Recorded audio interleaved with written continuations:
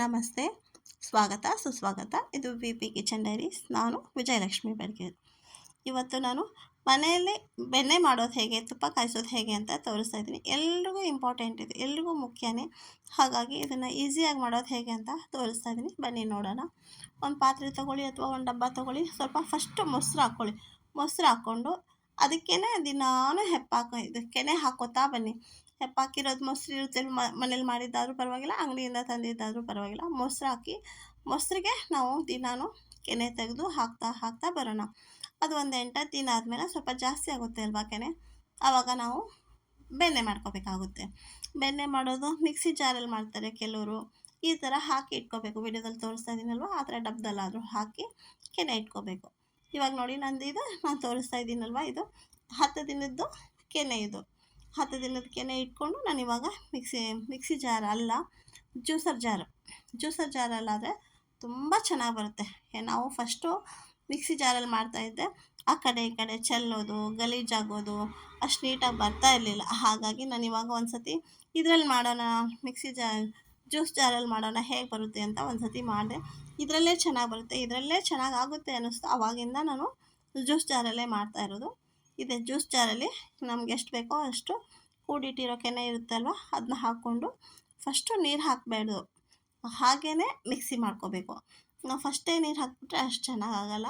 ಚೆನ್ನಾಗಿ ಫಸ್ಟ್ ಏನು ನೊರೆ ಬರುತ್ತೆ. ಹೀಗೆ ನೀರು ಹಾಕ್ದೇ ಹೀಗೇ ನಾವು ಮಿಕ್ಸಿ ಮಾಡಿಬಿಟ್ರೆ ಜ್ಯೂಸ್ ಜಾರಲ್ಲಿ ಮಿಕ್ಸಿ ಆನ್ ಮಾಡಿದಾಗ ನೊರೆ ಬರುತ್ತೆ. ಆಮೇಲೆ ನೀರು ಹಾಕಿದಾಗ ಬೇಗ ಬೆಣ್ಣೆ ಬರುತ್ತೆ. ಅದಕ್ಕೋಸ್ಕರ ಫಸ್ಟೇ ನಾವು ಈ ಥರ ಕೆನೆ ಹಾಕಿಟ್ಟಾಗ ಫಸ್ಟೇ ನೀರು ಹಾಕಬಾರ್ದು. ಫಸ್ಟು ಹಾಗೇ ಸ್ಟಾರ್ಟ್ ಮಾಡಬೇಕು ಮಿಕ್ಸಿನ.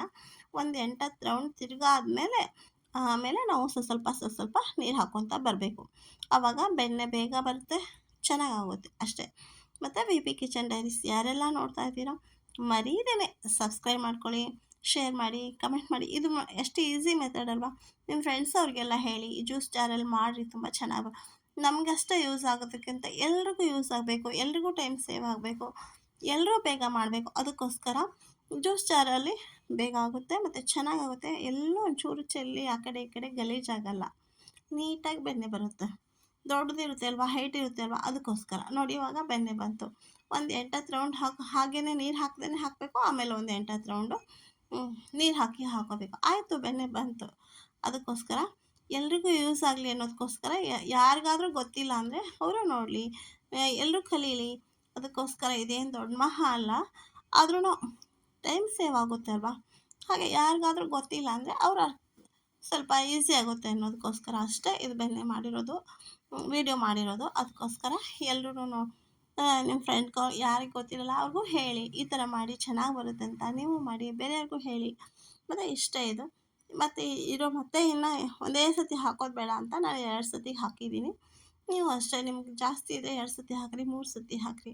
ಒಟ್ಟಾರೆ ಸ್ವಲ್ಪ ಹಾಕಿ ನೀಟಾಗಿ ಬೆಣ್ಣೆ ಮಾಡ್ಕೋಬೇಕು ಅಷ್ಟೇ.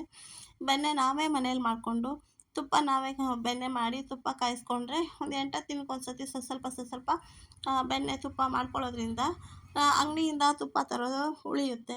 ಆಮೇಲೆ ಅಂಗಡಿ ಹೇಗಿರುತ್ತೆ ಏನೋ ಅನ್ನೋದು ನಮಗೆ ಆ ಥರ ಇರುತ್ತೆ. ದೊಡ್ಡವ್ರು ಹೇಳ್ತಿರ್ತಾರೆ, ಅಂಗಡಿಯಲ್ಲಿ ತಂದಿರೋದನ್ನು ತುಪ್ಪದ ದಿಬ್ಬಕ್ಕೆ ಹಾಕಬೇಡ್ರಿ, ನೈವೇದ್ಯಕ್ಕೆ ಹಾಕಬೇಡ್ರಿ ಅನ್ನೋರು ಇರ್ತಾರೆ. ಅದಕ್ಕೋಸ್ಕರ ಹಾಗಿದ್ದವರು ಮನೆಯಲ್ಲೇ ಮಾಡಿಕೊಂಡ್ರೆ ಒಂಥರ ಚೆನ್ನಾಗಿರುತ್ತೆ.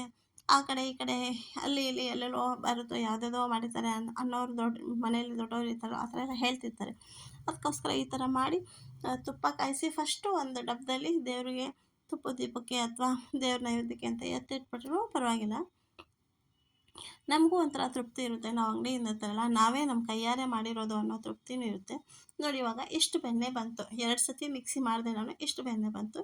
ಇದನ್ನು ಒಂದು ಪಾತ್ರೆಗೆ ತೆಗೆದು ಅದನ್ನು ಮತ್ತೆ ಕಾಯಿಸ್ಬೇಕು. ಚೆನ್ನಾಗಿ ಸಿಮ್ಮುರಿಯಲ್ಲೇ ಇಟ್ಟು ಕಾಯಿಸ್ಬೇಕು. ಜೋರಾಗಿ ಬೇಗ ಆಗಬೇಕು ಅಂತಾಗಲಿ ಇನ್ನೊಂದಾಗಲಿ ಬೇಗ ಆಗಬೇಕು ಅಂತ ಆತುರವಾಗಿ ಜೋರಾಗಿ ಇಡೋದು ಬೇಡ. ಸಿಮ್ಮುರಿಯಲ್ಲಿ ಅಲ್ಲೇ ನಿಂತ್ಕೊಂಡು ಒಂದು 10 ನಿಮಿಷ 5 ನಿಮಿಷ ಅಲ್ಲೇ ನಿಂತ್ಕೊಂಡು ನಾವು ನಿಧಾನಕ್ಕೆ ಕಾಯಿಸಿ ಅದನ್ನು ಸ್ಟೋರ್ ಮಾಡ್ಕೊಳ್ಳೋಣ. ಇಷ್ಟೇ, ಮಾಡೋದು ತುಂಬ ಈಸಿ ಮತ್ತು ಟೈಮ್ ಜಾಸ್ತಿ ತೊಗೊಳ್ಳಲ್ಲ. ಒಂದು 10 ನಿಮಿಷದಲ್ಲಿ ಬೆಣ್ಣೆ ರೆಡಿ ಆಗುತ್ತೆ. 10 ನಿಮಿಷವೂ ಬೇಕಿಲ್ಲ, ಅಷ್ಟು ಬೇಗ ಬೆಣ್ಣೆ ಆಗುತ್ತೆ. ಬೆಣ್ಣೆ ಮಾಡೋಕೆ ಒಂದು 5 ನಿಮಿಷ, ಕಾಯ್ಸೋಕೆ ಒಂದು 5 ನಿಮಿಷ, ಅಂದರೆ ಒಂದು 10 ನಿಮಿಷ ಬೇಡ, ಅಬ್ಬಬ್ಬ ಅಂದರೆ 10-15 ನಿಮಿಷದಲ್ಲಿ ಮುಗಿದೋಗುತ್ತೆ. ಆದರೆ ನಾವು ಮನೇಲಿ ಮಾಡೋದು ಆರೋಗ್ಯಕ್ಕೂ ಒಳ್ಳೆಯದು, ಎಲ್ರಿಗೂ ಇಷ್ಟ ಆಗುತ್ತೆ. ಆಮೇಲೆ ದಿನ ಮಕ್ಳಿಗೂ ಬೆಣ್ಣೆ ತುಪ್ಪ ತಿನ್ನಿಸ್ಬೇಕು ಅಂತಾರೆ. ಹಾಗಾಗಿ ನಾವೇ ಮಾಡಿ ಇದನ್ನ ಹೆಚ್ಚಿಟ್ಕೊಂಡು ನಾವೇ ತಿಂತೀವಿ, ಅಂಗಡಿಯಿಂದ ತರೋದೇನಿಲ್ಲ. ನಮಗೂ ಒಂಥರ ಖುಷಿ ಇರುತ್ತೆ ನಾವೇ ಮಾಡಿರೋದು ಅಂತ. ಹಾಗಾಗಿ ಇಷ್ಟ ಇದು ಮಾಡೋದು ತುಂಬ ಈಸಿ. ನೀವು ಮಾಡಿ, ಯಾರಿಗೆ ಗೊತ್ತಿಲ್ಲ ಅವ್ರಿಗೆ ಈ ಥರ ಜ್ಯೂಸ್ ಜಾರಲ್ಲಿ ಮಾಡಿ ಅಂತ ಹೇಳ್ಕೊಡಿ. ಅಷ್ಟೇ ಇದು ಮಾಡೋದು, ತುಂಬ ಅಂದರೆ ತುಂಬ ತುಂಬ ಈಸಿ. ಸೊ ಒಂದು ಸತಿ ನೀರು ಹಾಕಿ ಮತ್ತು ಈ ಬೆಣ್ಣೆನ ಕ್ಲೀನಾಗಿ ತೊಳೆದ್ಬಿಟ್ಟು ಒಲೆ ಮೇಲೆ ಸಿಮ್ಮುರಿಯಲ್ಲಿ ಬೆಣ್ಣೆ ಕಾಯ್ಸೋಕ್ಕೆ ಇಟ್ಬಿಡಬೇಕು. ಬೆಣ್ಣೆ ಮಾಡೋದೇನು ದೊಡ್ಡ ಮಹಾನಪ್ಪ ಅನ್ನೋದೇನಿಲ್ಲ, ತುಂಬ ಈಸಿ ಇದು. ಅವಾಗೆಲ್ಲ ಮನೆಯಲ್ಲಿ ಜಾಸ್ತಿ ರೈತರೆಲ್ಲ ಒಂದು ದೊಡ್ಡ ಬೆಂಗೆನೇ ಇಟ್ಟು ಅದರಲ್ಲಿ ದೊಡ್ಡ ಕಡ್ಗೋಲು ಹಾಕಿ ನೆನ್ಕೊಂಡು ಮಾಡ್ತಾಯಿದ್ರು. ಹಾಗೆ ಇವಾಗ ರೈತರ ಮನೆಯಲ್ಲೂ ಮಾಡಲ್ಲ. ಅವರು ಕೂಡ ಯಾರು ನೆನ್ಕೊಂಡು ಕಡಿತಾರೆ ಅಂತ ಮಿಕ್ಸಿಯಲ್ಲಿ ಜ್ಯೂಸ್ ಜಾರಲ್ಲೇ ಮಾಡೋರು ಜಾಸ್ತಿ, ಬೇಗ ಆಗುತ್ತೆ ಅಂತ. ಹಾಗಾಗಿ ಆಮೇಲೆ ಇನ್ನು ಕೆಲವ್ರು ಏನು ಅನ್ಕೊತಾರೆ, ಯಾರು ಇದೆಲ್ಲ ಮಾಡ್ಕೊಂಡು ಹಾಕ್ಕೊಂಡು ಅದು ಇದು ಮಾಡ್ಕೊಂಡು ಕೂತ್ಕೊಳ್ಳೋ, ಅಂಗಡಿಯಲ್ಲಿ ಬೇಕಾದಂಗೆ ತುಪ್ಪ ಸಿಗುತ್ತೆ ತಗೊಂಬರೋಣ ಅದು ಒಂಥರ. ನಾವು ಎಲ್ಲರೂ ತರ್ತೀವಿ, ಆದರೆ ಇರೋದನ್ನೇ ಯಾಕಪ್ಪ ಯೂಸ್ ಮಾಡ್ಕೋಬಾರ್ದು. ದಿನ ಹಾಲು ಕಾಯಿಸ್ತೀವಿ, ದಿನ ಕೆನೆ ಬರುತ್ತೆ, ಅದನ್ನೇ ಎತ್ತಿಟ್ಟು ತುಪ್ಪ ಕಾಯಿಸ್ಕೊಂಡ್ರೆ ಎಷ್ಟು ಚೆನ್ನಾಗಿರುತ್ತೆ ಅಲ್ವಾ. ಅದಕ್ಕೋಸ್ಕರ ನಾವೇ ಮನೇಲಿ ಮಾಡಿರೋದನ್ನು ನಾವೇ ತಿನ್ನೋಣ ಅಂತ ಹೇಳ್ತಾ, ಈ ವಿಡಿಯೋ ನೋಡಿದ್ದಕ್ಕೆ ಇಷ್ಟೊತ್ತರೆಗೂ ಸಹನೆ, ತಾಳ್ಮೆ, ಪ್ರೀತಿಯಿಂದ ಅದು ನಿಮ್ಮ ಅತ್ಯಮೂಲ್ಯವಾದ ಟೈಮ್ ಕೊಟ್ಟು ಈ ವಿಡಿಯೋ ನೋಡಿದ್ದಕ್ಕೆ ನಿಮಗೆಲ್ಲರಿಗೂ ತುಂಬ ತುಂಬ ತುಂಬ ಧನ್ಯವಾದಗಳು. ತುಪ್ಪ ಕಾಯಿಸಿ ರೆಡಿಯಾಗಿದೆ. ಇವಾಗ ಮಿಕ್ಕಿರೋ ಮಜ್ಜಿಗೆನ ಸಾಂಬಾರು ಮಾಡಿದ್ದೀವಿ. 1 ಟೈಮ್ ಸಾಂಬಾರಾಗುತ್ತೆ. ಇಷ್ಟೇ ಇದು. ಇಷ್ಟೊತ್ತರೆಗೂ ಸಹನೆ ತಾಳ್ಮೆಯಿಂದ ನೋಡಿದ್ದಕ್ಕೆ ಧನ್ಯವಾದ.